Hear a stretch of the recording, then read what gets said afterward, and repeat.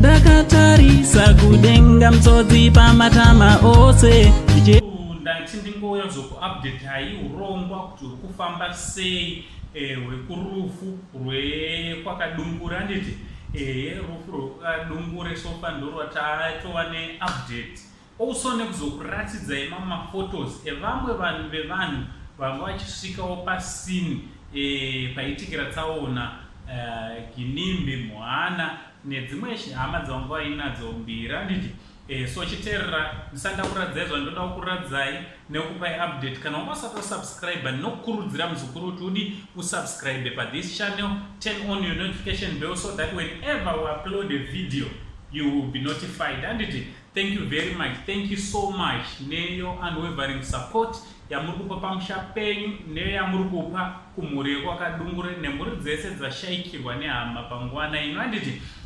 So umwe vanhu vandoda kuratidzai awanikwa yari anosvikawo pasini paaccident scene ndi former wife to the to the VP handiti ex-wife to the VP Mary Chiwenga Mbaiwa. Maphotos ake ndwawa vazhinji vanga kuti achinja ari kuratidza kuti anenge ari kurwara vanhu mastreets esocial media because vamwe vanga vachiona makumbo akazvimba ari kuratidza kuti akazvimba nemaoko.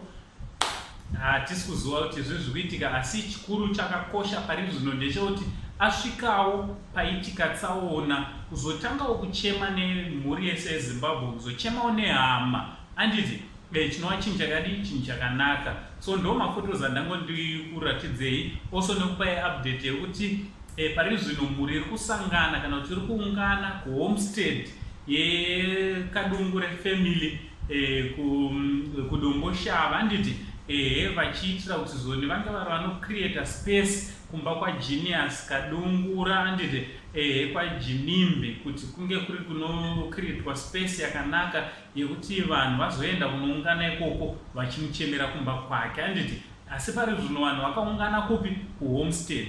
Tati tingokuzisai musazonange kupi pari zvino pazuva ranhasi kune vari kufamba vachienda musanange kumba kwake kuzimansion endai kuhomestead kureva kuti kumusha handiti endai kumusha ndopari zvino kwakaungana vanhu. Ndo chandango ndikuuya kuzokuupdate yavazukuru ticharamba chiuya tikupai update yachona nauncle Sandy only Zimbabwean uncle chibva tati much love.